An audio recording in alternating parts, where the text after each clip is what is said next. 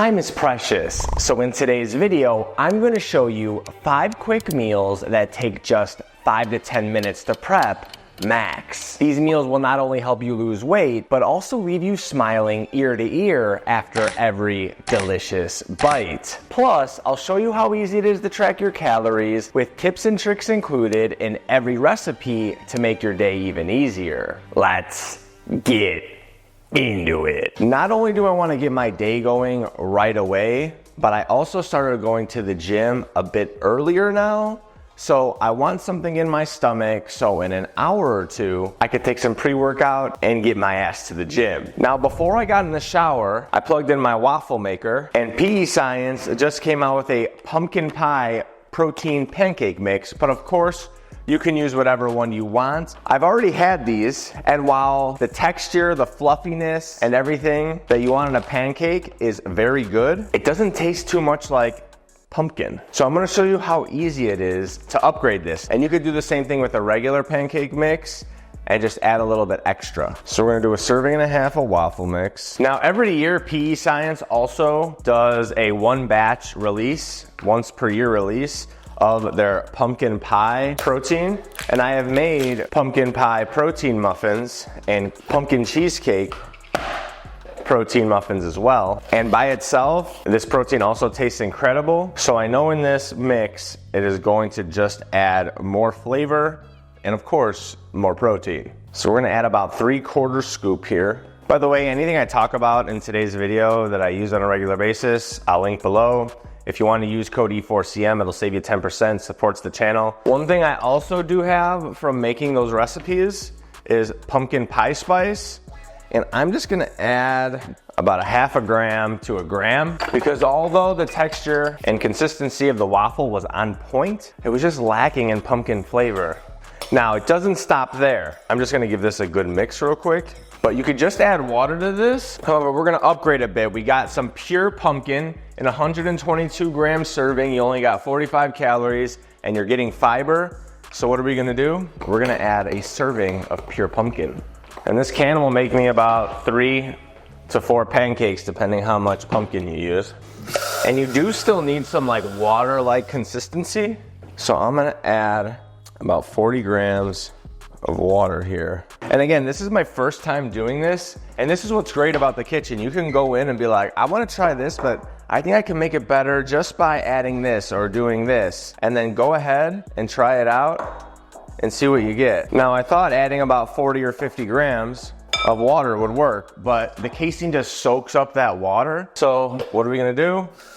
Worst comes to worst, all we have to do is add more water. You can't really mess up a pancake mix unless you add too much water, but even then you could add more dry ingredients. Yeah, this is beautiful. You're supposed to let this wait a couple minutes to thicken up, but we are already thick. So we're just gonna add this to our waffle maker. I used to have a regular waffle maker, but now I have a stuffed waffle maker, which I absolutely love. I have made cookie dough stuffed waffles and strawberry cheesecake stuffed waffles, and they have been an absolute hit. So I'm just going to fill it up with batter like I would with a stuffed waffle. Perfect. I'm gonna let that cook for 6 minutes. I took 3 minutes to make this. So in just 10 minutes, we are going to have a fresh, hot meal ready to get in our bellies. But the most important part is making sure it tastes good. So we'll be back for the taste test. And let's see what we're looking like. So big, it's breaking out the dam. Oh my God. I overstuffed this bad boy. That's okay, it's all about making adjustments. So we're just gonna take this and be like, bam. Wow, look at that pancake. God damn. The other side looking nice and crispy too. Let's hear it. Oh yeah. Before we eat this, I'm gonna show you how easy this is to put in your phone. All right, so breakfast, PE Science. Got a serving and a half. Then we got pure pumpkin. 120 grams, beautiful. Last thing we need is that pumpkin pie protein, 23 grams. And in about 20 seconds, we have our calories macro breakdown, and that would be 495 calories, 41 protein, 54 carb, and 10 fat. And this waffle's a big boy. You're like, oh, 500 calories in one waffle. Let's see how much this waffle actually weighs. 310 grams. And I'm not even hungry. I'm never hungry in the morning. But I do need food in my stomach to work out. So I need a little something to get going. Let's see how this one tastes. So I would say it's not completely fully cooked through, but if you know me from my muffin recipe videos, you know I love slightly undercooking my muffins because I just love the taste of that and the consistency of that. It tastes so much more like pumpkin. A little bit of pumpkin spice, some pumpkin protein, real pumpkin to use for the wet ingredient. If you've learned anything from this meal, you know that every meal doesn't have to be a perfect recipe, and you can kind of play it by ear and it can still turn out fabulous. Now let's get to meal 2.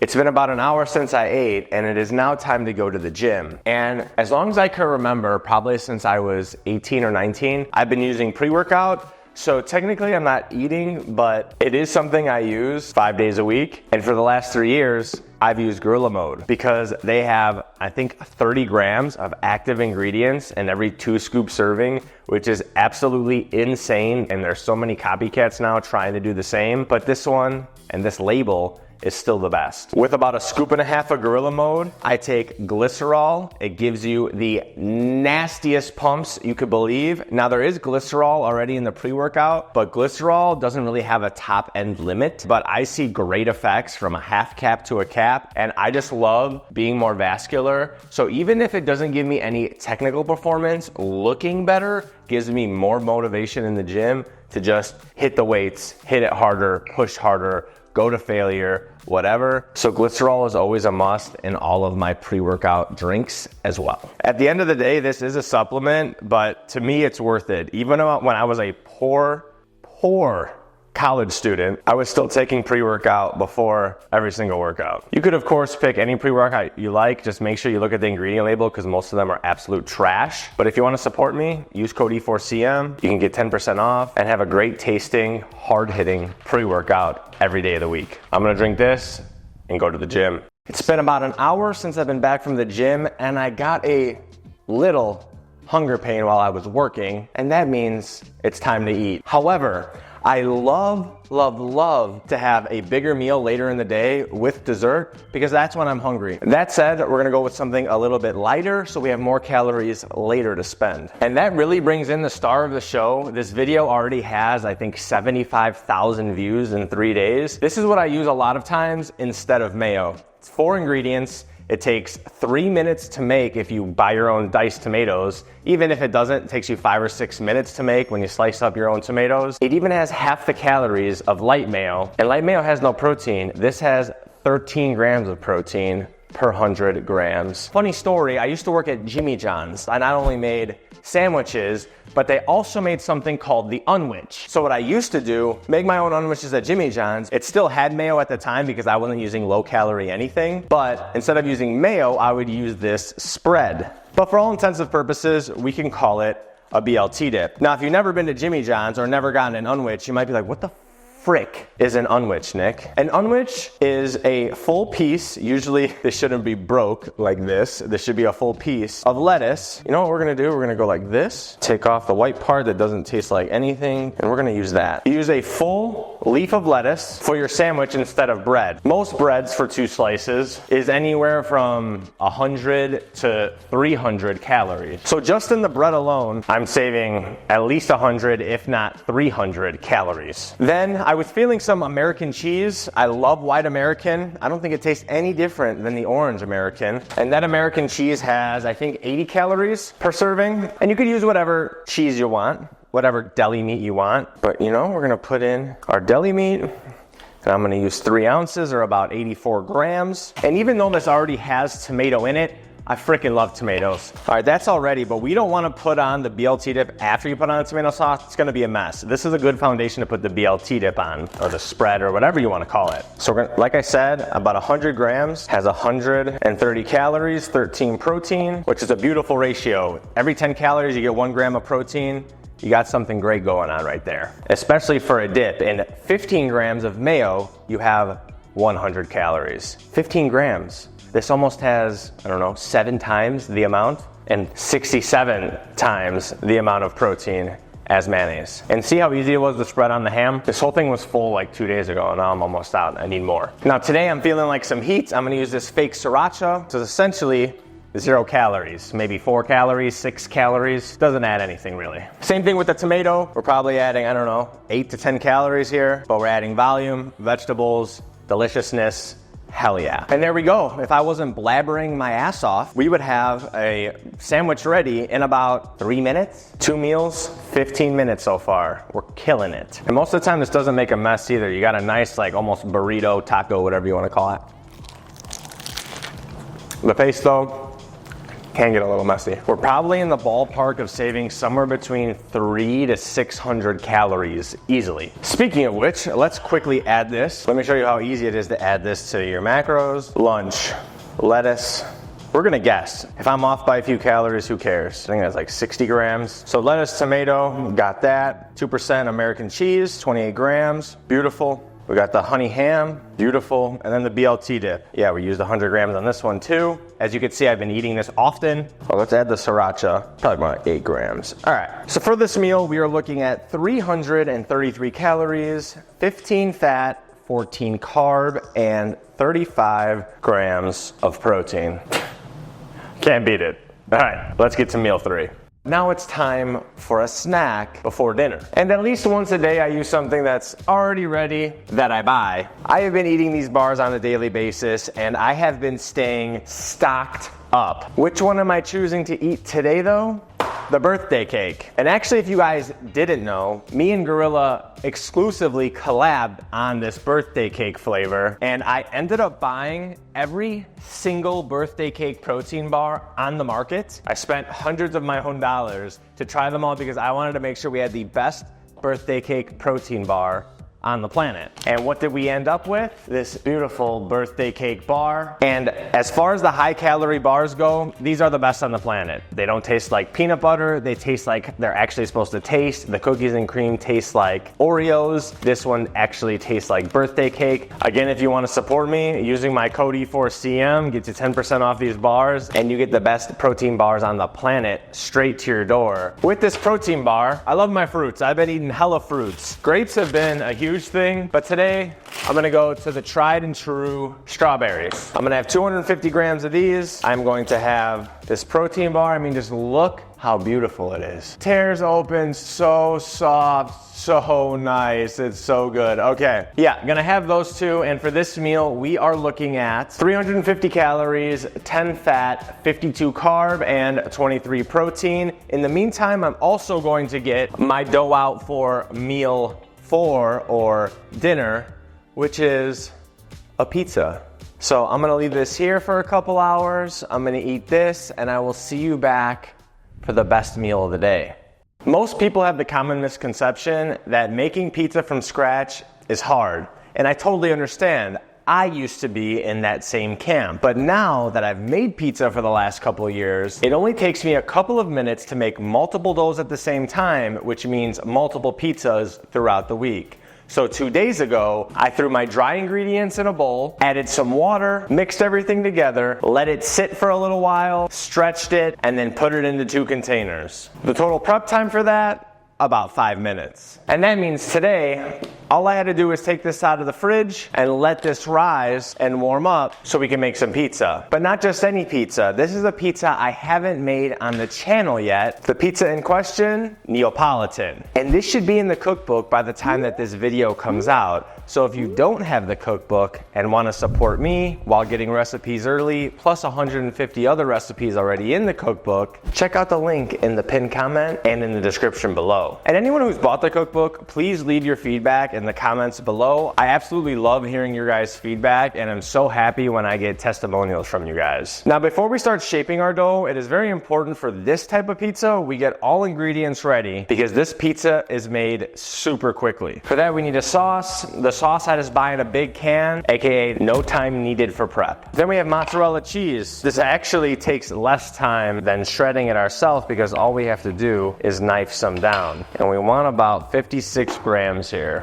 I like to place the cheese on top of the scale with the cutting board, and then to see if I have enough cheese, I just take it off. That took all of 20 seconds, including cutting these into strips, which we want to make about as even strips as we can because we want this all to melt evenly, or as evenly as possible inside the oven. It's not a huge deal, but you don't want some cheese that's super bubbly and super thin and it lost its fat, its grease, and other one that's cooked perfectly. Next, you could use Pecorino Romano or Parmesan, but this is gonna come in a little bit anyway, so I just need to get it out and get it ready, along with the microplane. Then I'm using Pecorino. Then we got some olive oil for the end.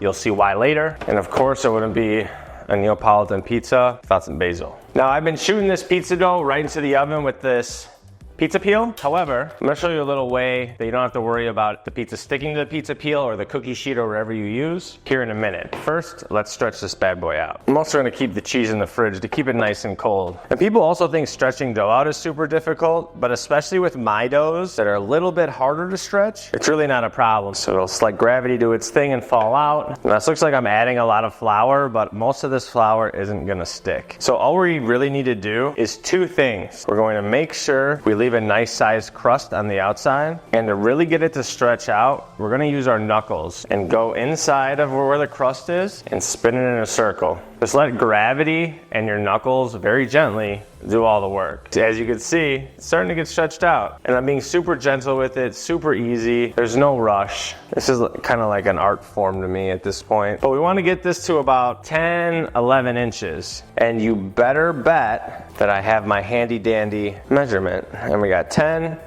and we got 10. And just in about, what, 2 minutes, our pizza dough is pretty much ready. Parchment paper is our best friend here, especially for beginner pizza makers. So we're gonna get this on here.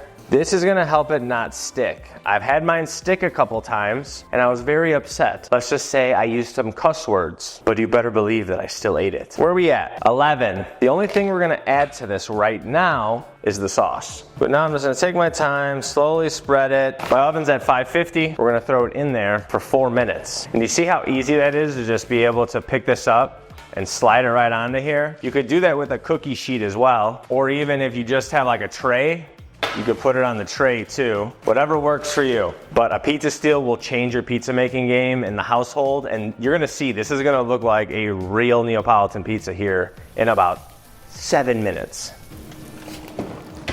Now, we don't have to worry about the dough sticking, so I'm gonna get rid of this parchment paper. Thank you, parchment. We just got a couple things we need to do. 5 grams Pecorino or Parm or a combo of both, and then we add our cheese and we go into the oven. Now, the reason we needed to do this now is because the cheese would look terrible if you just put it in for 7 minutes with the dough. The dough needs more time to cook, while the cheese will just get greasy and flat and just literally won't look like a Neapolitan pizza. So we're going back in there for about 2.5 to 3 minutes. All right, the pizza is done. However, I left it in about 30 seconds too long because I wanted to do one extra dish. But this is what I mean.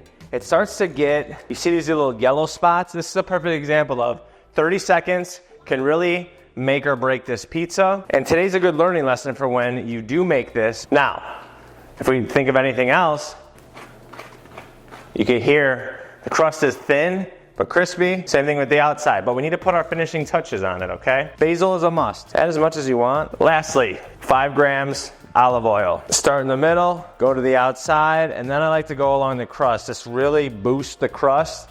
Just makes the crust absolutely delicious. And then I let it melt down the sides for about a minute, 2 minutes. But again, if you let this sit for 2 minutes too long, it's not gonna be very good. It's gonna dry out and not be good, even 5 minutes too long. So you wait about 3-4 minutes, let this cool down. I would rather burn my mouth than wait too long and be like, wow, this pizza wasn't that great. When if you ate it fresh, it is so freaking good. But it's just one of those pizzas that doesn't last. In the meantime, I've gotten all of my dishes done. I want you to hear the crunch of this crust. Shh. This is a home oven, guys. Hold on, one more time. Over here. Shout out to Vito Iacopelli. Been watching him for a couple years now. Finally getting around to his style of pizza. I want to cut this so we can really check this out. Flop test, just a little bit of a flop, perfectly thick. Look at what we get here. Freaking gorgeous. This is a low calorie pizza. Yes. This is a high protein pizza. Yes. This will make you lose weight. If you're in a calorie deficit, of course, but it's easy to fit into your calories. So yes. Oh my God, Maron. Let's get to the macros. What's so great about the calorie tracking app I use, at least for this one, is that I could add my recipe, put all the ingredients in, name it, put how many servings it has, type in Neapolitan, 1 pizza, boom. Single item, and it's added. And so for this recipe, we have 652 calories, 18 fat, 82 carb, and 38 grams of protein. For this type of pizza, for this amount of flavor, that is absolutely amazing. 11 inches of pure heaven. And you know we need to eat dessert, so I will see you soon. The night is not complete without dessert, and what better way to end the night than with a pint of ice cream. A couple days ago, I added some wet ingredients to a container. I added some dry ingredients to a container. I mixed the two together and then poured it into a pint and put it in the freezer. And even with having to open up my cookbook and look back at the ingredients because I haven't made it in so long, still only took me about 4 minutes, 5 minutes tops. All I have to do is take the top off, load it up, and it's ready to go. And this actually tastes like Fruity Pebbles because of the Fruity Pebbles Miss Buttersworth. What I did do, because I knew I wanted some more protein in this ice cream, was I just added a scoop of whey protein. Take the frozen pint, run it under hot water. I did that and hit the ice cream button. I'll be right back. People also say, I don't want to have a full box of cereal in my house. I'm known to just eat bowls and bowls and bowls of it if I have a big box. This is the perfect substitute. Still Fruity Pebbles, but there's only 220 calories in this whole thing, which is a little over a serving, maybe a serving and a half. And we need 9 grams for this recipe. So we're gonna pop this open, and we gotta get our knife to make a nice hole in the middle here. And I always like to put the food on the scale because then I could just take some out, and until I get to 9 grams. No, actually I'm gonna go 7 grams so I can put some on top. And we're gonna put this back in and we're gonna hit the mixing setting. While that's going, I'm just gonna put this in a bag to store. And now I have Fruity Pebbles ice cream for the rest of the week. I talked so damn much and left this sitting out for about half an hour. And again, you see how timing really affects things. This is more like soft serve now. Still tastes fabulous. We're still gonna put about 1.5 grams on top. Beautiful. All right, so in this ice cream, when you add the scoop of protein into it, you have 325 calories, 6 fat, 68 carb, but 40 of them coming from the swerve, which aren't calories, so it's really like 28 net carb, and 35 grams of protein. On the day, that puts us at 2,155 calories, 60 grams of fat, 271 carb, or really probably more around 230 carbs, and 171 grams of protein. For me, depending how active I am and how much cardio I'm doing, this is anywhere from me losing 1 pound to about 1.5 pounds per week. I ate a 3/4 pound waffle, a BLT sandwich, essentially a candy bar, protein bar, a whole pizza, and a whole pint of ice cream. My life is great, and this is how I am able to sustain my weight loss of over 70 pounds for years at this point. And I have so many recipes now in my arsenal that I'll never get sick of what I'm eating, because if I'm sick of pizza, I can make a crunch wrap. If I'm sick of crunch wraps, I can make some chicken tinga tacos. If I'm sick of that, I can make some pulled pork sandwiches with Mac meal preps. If you want to see another full day of eating where I eat 200 grams of protein, you can check out this video here. And until next time, deuces.